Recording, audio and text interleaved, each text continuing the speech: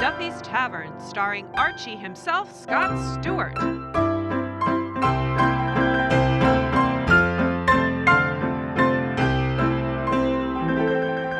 Here we go, friends, to Duffy's Tavern, starring Archie himself, Scott Stewart.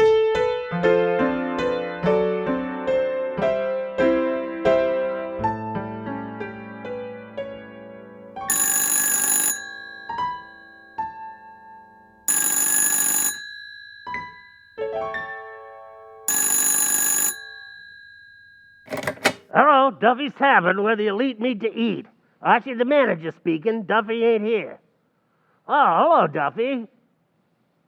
What am I doing? Well, I just worked out the profit and loss statement for the 1950 fiscal. How do the figures look? Beautiful, Duffy. Just beautiful. The nicest shade of red you ever seen. Huh? Not really, Duffy. Duffy, please, don't get your corpuscles in an uproar. 'Cause we lose money for 12 straight months. Is that a reason to get worried? Nothing to worry about. We're just a victim of circumstances. Can't seem to find a customer that has a thirst and a nickel at the same time. Huh? Brogan's across the street? Duffy, stop always comparing us to Brogan's, will ya? Believe me, I've been watching this place lately, and I gotta admit a lot of people go in there, but believe me, I've seen just as many come out. Anyway, it's a good sign when our business hits the bottom like this, you see? From now on, there's only one way it can go. Up. Have you considered sideways? Now, Duffy, forget business and stop worrying before your, scalp turns gray. I'll call you back. Bye. Well, Eddie, the end of the end. Leave us take our liquor inventory, Okay. All right. Gin, 1 bottle. Check. 1 cork. Check. 1 label. Check. Brand. Who cares? Why? The bottle's empty. Well, so much for the liquor inventory. You know, Archie, business is not going to go up unless we do something about it. Yeah, right, Eddie. We gotta find some way to revive our business. Hey, Miss Duffy, hand me that newspaper, will you? A newspaper revive our business? What are you gonna do, fan it back to life? No, Miss Duffy. I'm gonna look for ideas. Maybe the newspaper will give me a hint what's ruining us. But that's last week's paper. Okay, I'll find out what ruined us last week. Let's see now. Let's see the financial section. Looks bad. What looks bad? Freight car loading down 2%. Freight car loading? What's that got to do with us? It's self-obvious, Eddie. Some of our less bourgeois customers ride the rails, and a thing like that could cut into our out-of-town trade. Hey, what's this article here on business advice? Where? Well, what do you know? It's wrote by J.C. Crabtree. He used to be in business right here on 3rd Avenue. He an expert on economics? He oughta be. He went bankrupt 3 times. What'd he say? He says that inflation hurts business. If all small businessmen would reduce their prices 1/10, the resulting reduction would be 10%. Hey, that Crabtree makes sense. Yeah, you can't argue with logic like that. Eddie, you know what the way prices is right now. People just can't make ends meet. So I think it's up to us retail merchants to at least meet their ends halfway. Well, how are we going to do that? Well, like that economic guy says, we're going to cut our prices 10%. And we're going to do it effective as of the next customer. Why can't we start this week? Why not? However, before we start cutting our prices, we'll naturally have to start cutting our overhead. Overhead? Your salary. You can find it. You can cut it. That's the spirit, Eddie. From now on, everything around here will be 10% off. Hello, Arch. Oh, hiya, Finnegan. Happy New Year. Wait a minute, Finnegan. New Year's Eve ain't until Sunday night. Oh, no wonder that cop got mad when I threw confetti in his face. Finnegan, how's come you're celebrating New Year's Eve 2 nights ahead of time? Well, that's easy. It's to get reservations. Reservations? Where are you going? Oh, the Stork Club. Finnegan, they wouldn't let you in the Stork Club in a million years. Oh, good. Then I'll have plenty of time for a shave. Care to join me, Arch? No, I'm busy on me plan to cut the high cost of living. Oh, and how does that plan work, Arch? Well, leave me put it this way. You got a dog, right? Right. And you got to wash this dog with flea soap, right? Right. Now, how much do you pay for the flea soap? 15 cents. And how long does it last you? Assuming I only use it on my dog. Yeah, how long will the flea soap last? Oh, let me see. I give the dog his regular bath every 2 weeks, and once in a while I take one myself. It lasts about 8 months, Arch. Why? Well, you see, if you save 10% on your dog's flea soap, over the period of 2 years, it would come to almost the price of a newspaper or a book or a magazine. But so what, Arch? The dog can't read. That's beside the point. I'm trying explaining to you the economic system. And you see, economics is the science that the government uses to balance our national income against our national expense. I see. How does that work? Not very well.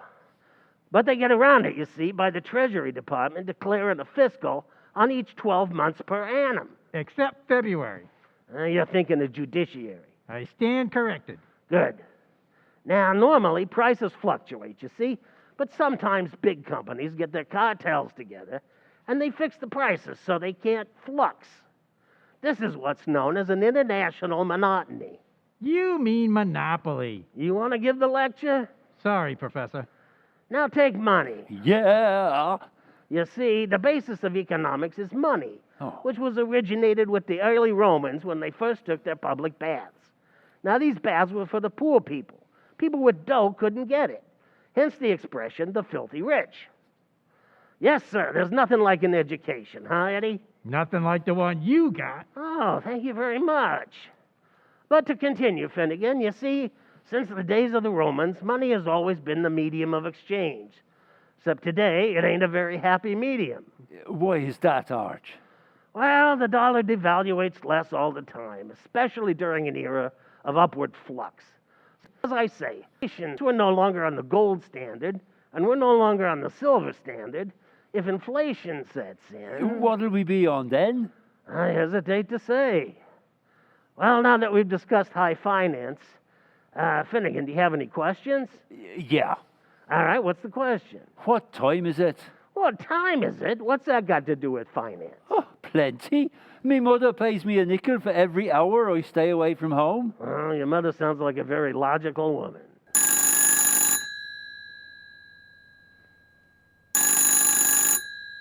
Wait a minute, that's probably some dame calling me for New Year's Eve. Hello, honey. Oh, sorry, Bub, you got the wrong number. Huh? You want to talk to Miss Duffy? Brother, do you have the wrong number? But I'll call her. Miss Duffy, telephone. A man's voice? Uh-huh. Oh, my. Hello, this is Miss Duffy speaking, and I'd love to. What? Archie, I thought you said it was a man. Well, ain't it? It's my girlfriend, Katrinka Yarbots. Even on television, she would have fooled me. Hello, Katrinka. What? A double date for New Year's Eve? Katrinka, you got a nerve asking me to go out when you know I'm engaged to be married. Where are we meeting them? Uh-huh. What does yours look like? Uh-huh. What about the one you got for me? Uh-huh. How tall? 4'9". Katrinka, you got a lot of nerve asking me to go out when you know I'm engaged. What? You'll call me back? Katrinka, please don't bother. Unless you want to switch fellas. Archie, when are we going to start cutting prices? Why? Well, if it wasn't for high prices, I'd already be Mrs. Rodney Maximilian Haybinder. How's come? Every week, Rodney promises me that as soon as prices come down, we'll get married. The nerve of that justice of the peace charging $2 for a marriage license. Yeah. Hello? Oh, hello, Duffy. Duffy, I got the answer to making money. Yep, we cut prices 10%. It don't make sense. What's sense got to do with it? It's economics. Yeah, the guy in the newspaper says that if we all get public-spirited and cut prices 10%, it helps everybody. In other words, if Brogan sells beer for a nickel and we sell them for 4 cents, Brogan is dead. Huh? In that case, we should be public-spirited, cut to 10%, but don't tell Brogan. Duffy, I'm glad you see the light. Bye. Well, gang, the crusade marches on. We're starting with our right foot forward. With 3rd Avenue against it, inflation has to go. Right, Miss Duffy? Right. Right, Eddie? Right. Right, Finnegan? Left. What? Oh, excuse me, Arch. I started off on the wrong foot.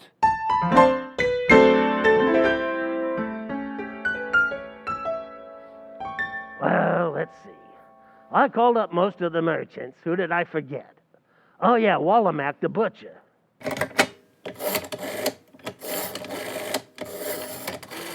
Hello? Wallamack's ham hock heaven? Oh, hello, Wallamack. This is Archie. Did you hear about the 3rd Avenue merchants cutting prices 10%? Well, what are you going to do about it? Uh-huh. Attaboy, Wallamack. Okay, thanks a lot. What'd he say? He says from now on, he says instead of 10 fingers on the scale, he's only going to put on 9. And now about us, Eddie. Did you reduce the prices?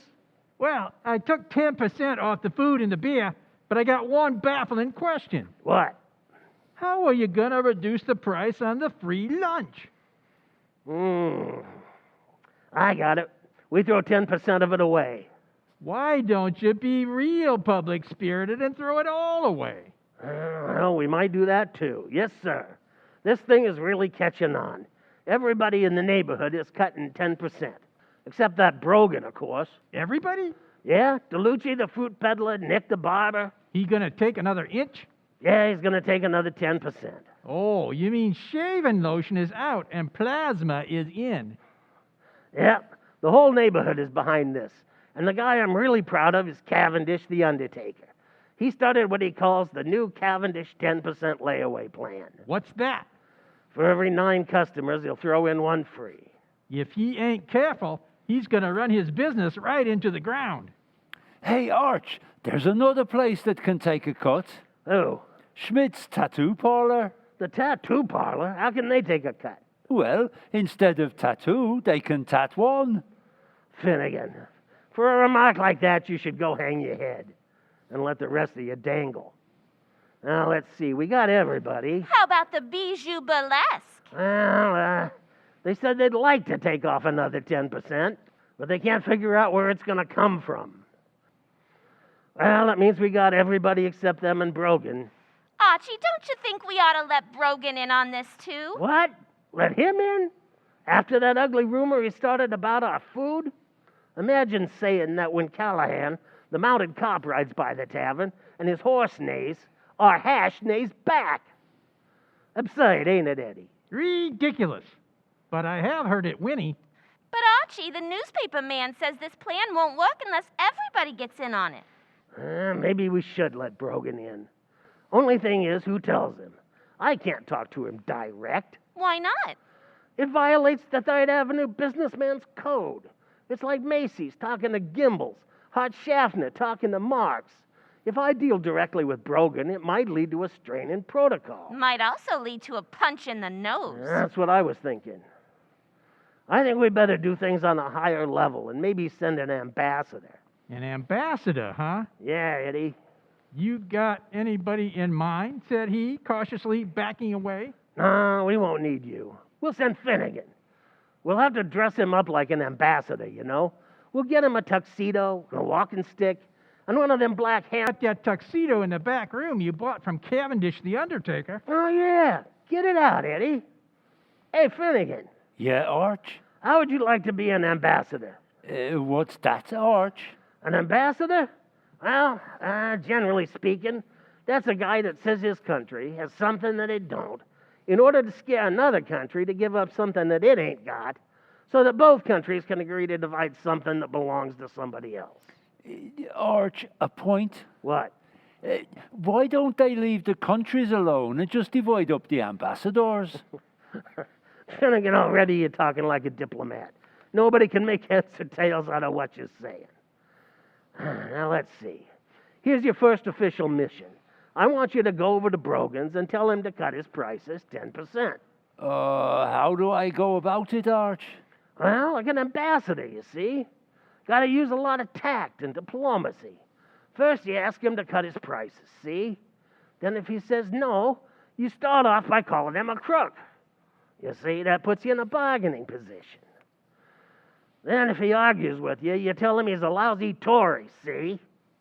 Then if cutting prices won't help his business, you call him a filthy, dirty liar. But above all, use tact and diplomacy. Here you are, Archie. What? Cavendish's tuxedo. Oh, thanks, Eddie. Shall I throw the lily away? Nah, no, keep it in. It'll look like our ambassador's wearing a boutonniere. Oh, Finnegan. Yeah, Arch? Come in here and lay down and try on this tuxedo. Oh, boy, a tuxedo. Oh, let me try it on. Oh, hey, ooh. Oh, gee, these pants are swell, Arch. But there's something wrong with the coat. What? Well, the sleeves, they keep folding across my chest. Do I look like a real ambassador, Eddie? Yep, a dead ringer. Okay, Finnegan. Now take your hat and walking stick and get across the street to Brogan's. Okay, Arch. I'll keep in touch with you by cable.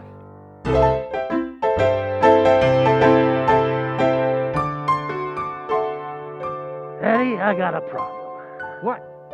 Well, as soon as White gets around about this price cut, this place is going to be too small. Now, let's see. I wonder how we could break through that wall. Just lean against it. Now, who's going to do all the cooking for this mob? Me? No, I'll have to get an assistant for you, Eddie. Now, let's see. Who could I get? Oh, how about Prince Michael Romanoff? Good idea. I think I'll call him up. And here I thought I was being fantastic.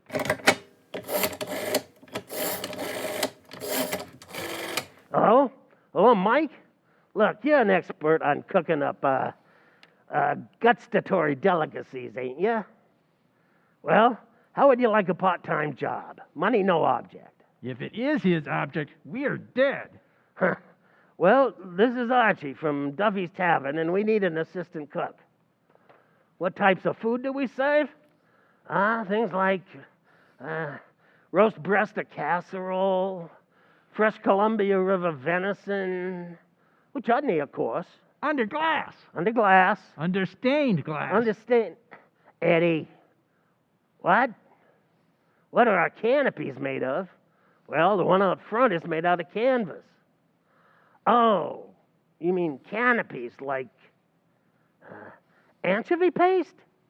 Mike, at Duffy's we don't use anchovy paste. When our anchovies come apart, we pin them together. Huh? What? I see. Okay, goodbye. What happened? We couldn't get together on a price. What do you mean? He says he wouldn't come here for $1 million. Now let's see. What else do we have to do? Well, with them crowds coming in here, we're gonna need more liquor. That's right, Eddie.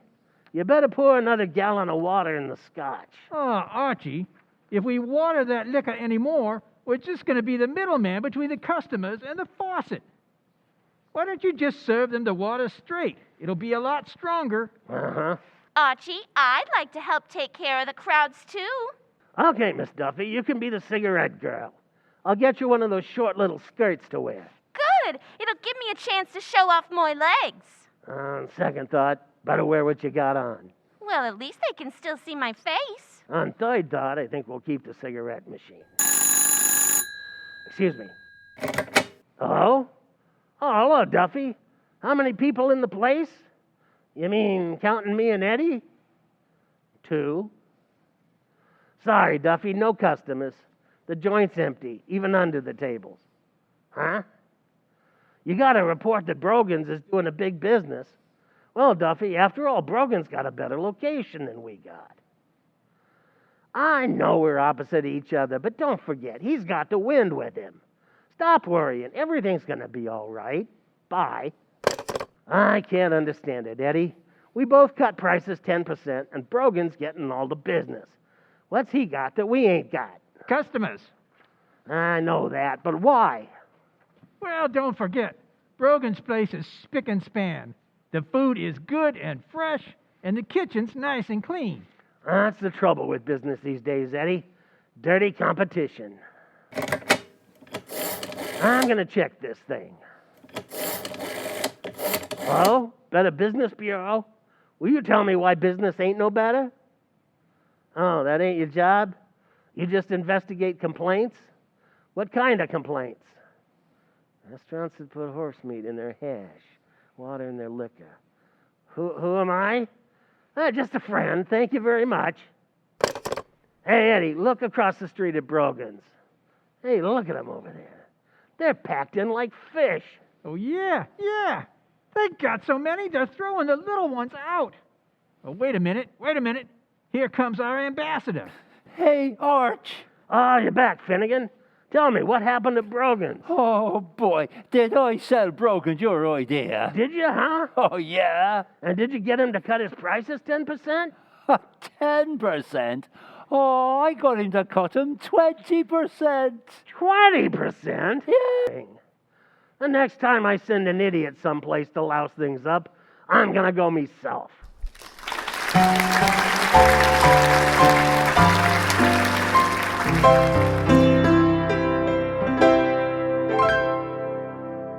You have been listening to Duffy's Tavern, recreated by Lincoln Community Playhouse, featuring our Playhouse on the Air performers. Scott Stewart. Graeme Cooper. John Burney. Rachele Stoops. Playhouse on the Air was directed by Morrie Enders, with Barb Armstead as stage manager and Sara Bournia as sound technician. Music composed and performed by Jack Forbes Wilson. For more information on Lincoln Community Playhouse, please go to lincolnplayhouse.com. And if you enjoyed our program, please like and subscribe.